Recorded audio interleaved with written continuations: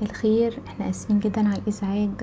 حضرتك الف مبروك، حضرتك كسبتي معانا هدية سكين كير من السبا عندنا اهو حقيقي، بس بشرط واحد، انك تنزلي عندك اعلان على الصفحة عن السبا بتاعنا.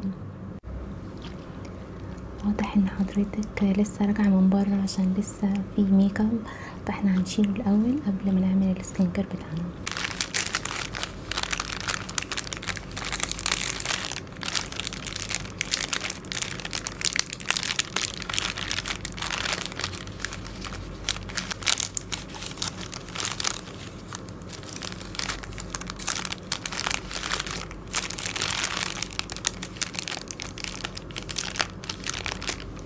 لا احنا بقالنا فترة مش جداد قوي يعني، بس محتاجين نعمل شوية اعلانات يعني عشان نكبر اكتر.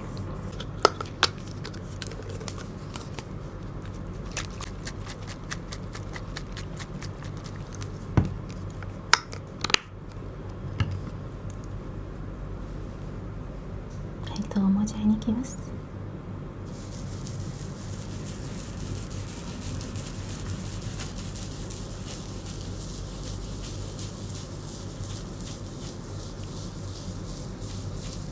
لو يعني اي حاجة وجعتك او كده ياريت بس تقوليلي. احنا اهم حاجة تكوني هادية ومرتاحة، دي اهم حاجة عندنا. تحبي نعمل مساج كده للبشرة؟ احنا عندنا مع السكين كير بنقدم مساج كده للبشرة، عبارة عن زيت الحلبة، عشان زيت الحلبة مفيد جدا للتجاعيد بتاعة البشرة، فبنعمل بيه كده مساج شوية للبشرة قبل ما نعمل بقى خطوات السكين كير التانية. بس لا لا لا ما تقلقيش، هو بيتغسل اكيد، مش بيفضل على البشرة، انا فاهمة اكيد، لا ما تقلقيش. تمام.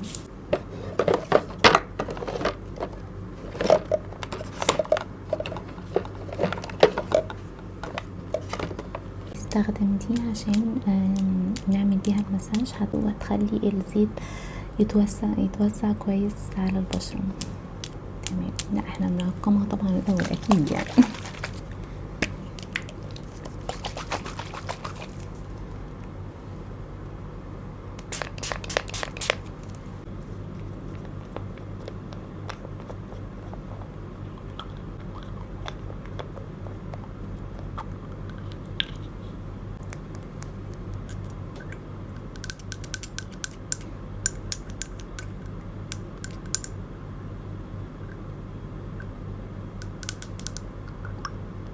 نحط كمية صغيرة جدا.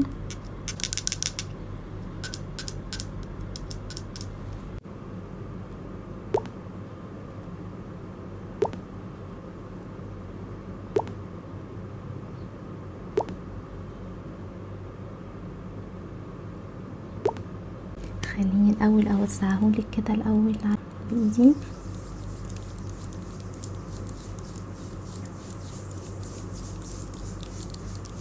احنا بصي مش بنجيبه عند المناخير علشان يعني بيقولوا ان هو بيكبر شوية في المناخير، وكمان عشان المسام برضو ما تزيدش، احنا محتاجينه بس على التجاعيد.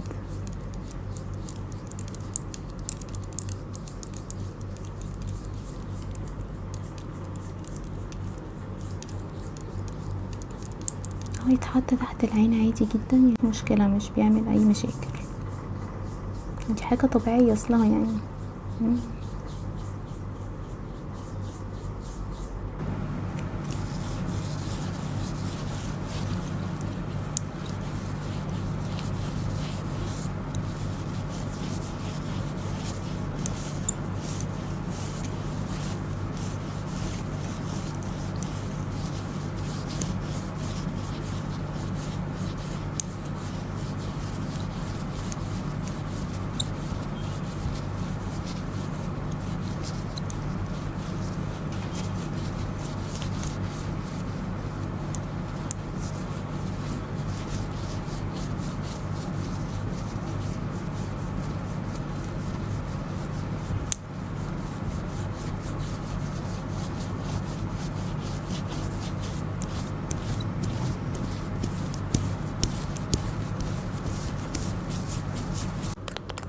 بس خلينا كده لغاية ما الزيت مثلا يقعد شوية كده، عايزين نسيبه شوية يعني 10 دقايق كده على البشرة برضه تمتصه. اعمل كده مساج لفروة الراس.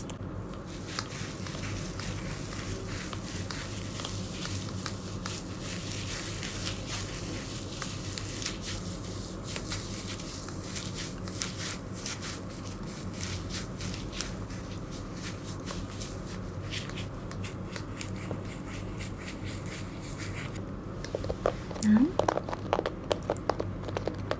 بنعمل برضو للشعر وكده، حضرتك جينا تشرفينا في الاسبوع نعمل هير كير برضو، هتنبسطي قوي عندنا. خلاص هنستناك ان شاء الله.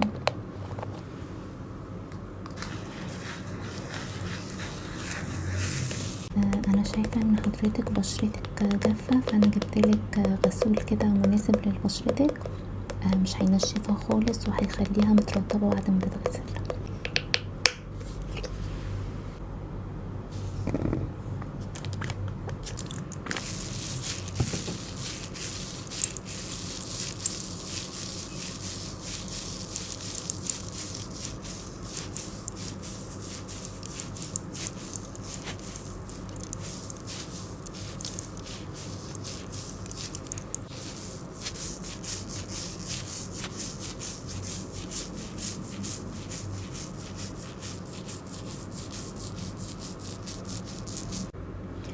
خليني انشفلك وشك كده طبيعي.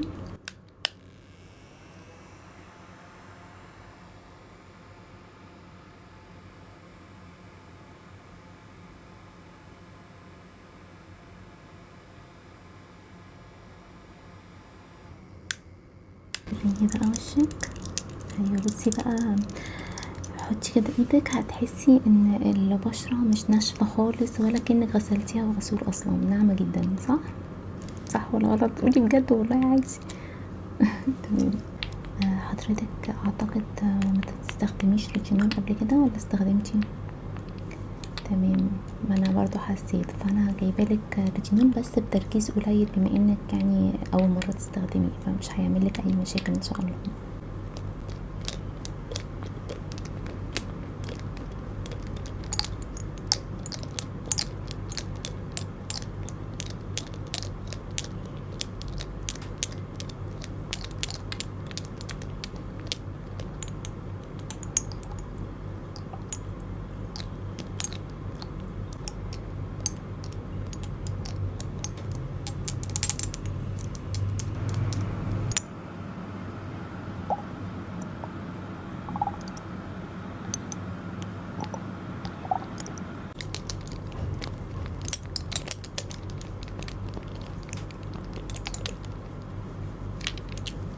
خلينا برضو ننشفه عشان البشرة تمتص كويس قبل ما نحط المنتجات اللي بعد كده.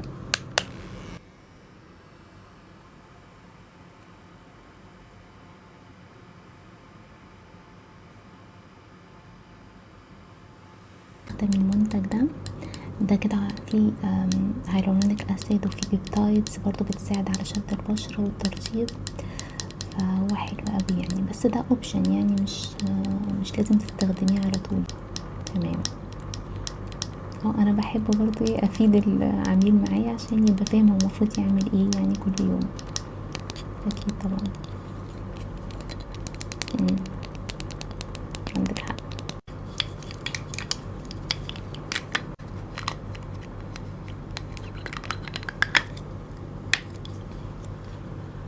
يعني يا رب يكون فيه عشان تقريبا هو خلص.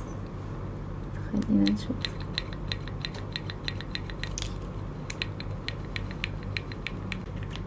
يمكن هينزل. مفهوش. لا بس هنتصرف متقلقيش. ممكن نفتح كده في في حبة. خلينا ناخدهم بتاعة الودان اهو، والله مليان.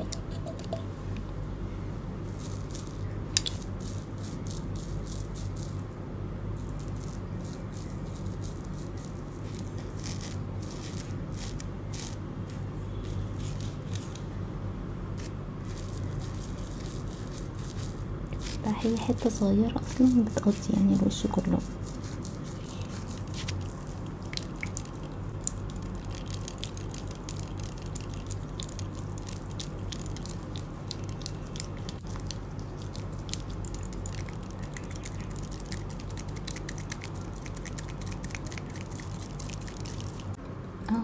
فيه ريحة شوية بس ما بيعملش اي تحسس، يعني ان شاء الله ما يضايقكيش خالص. تمام.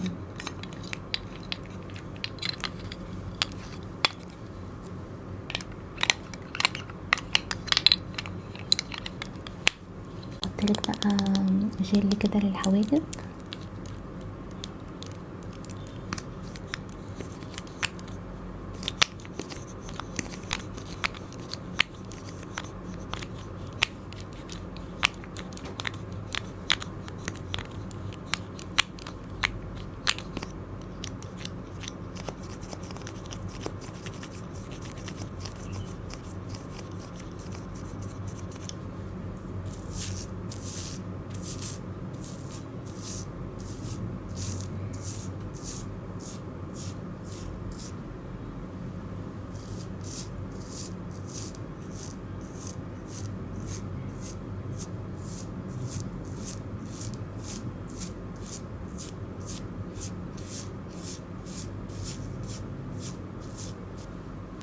تمام، وريني هنا زي القمر. خلينا نعمل سكراب كده للشفايف، حلو قوي هيعجبك.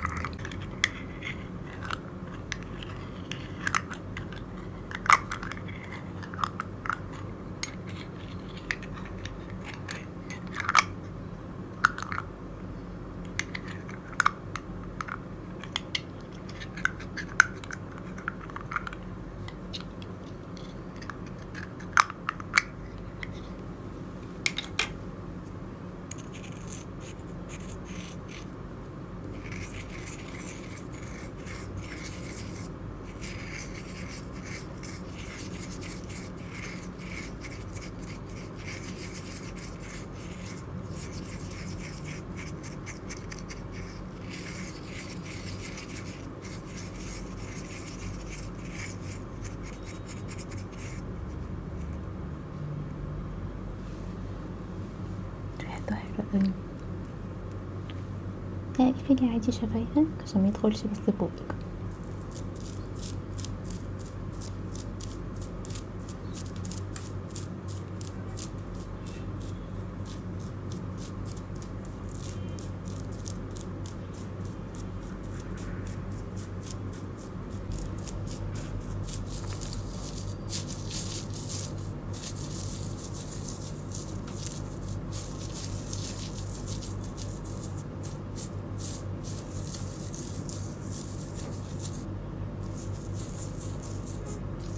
امسحه.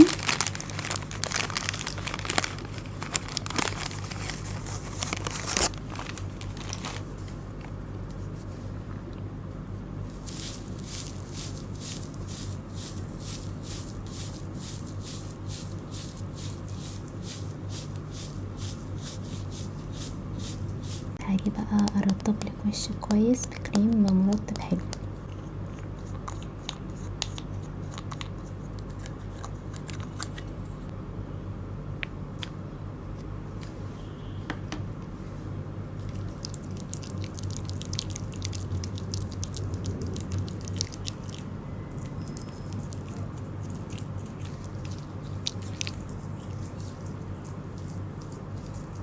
برضو احطلك تحت عينك، يعني ده بدل الاي كريم لان هو بيستخدم البشرة كلها، مفيش مشكلة.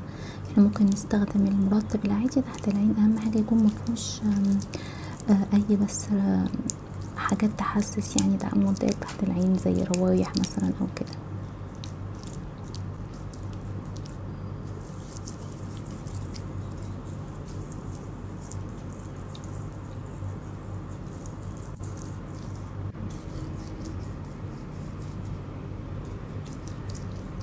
لا استني، انتي هتنامي ولا ايه؟ خلاص احنا قربنا نخلص، هنحط بس زبدة الكاكاو دي.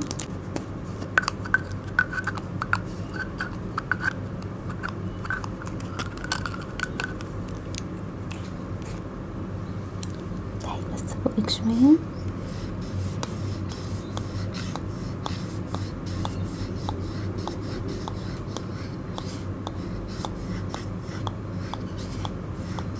تمام كده بالظبط، حلو جدا. خلاص احنا كده هناخد بس اخر ستيب. خلاص شيلك بس ميست كده ريحته كده هاديه وفي لافندر كده يخليكي تنامي وانتي ايه مسترخيه كده بالليل.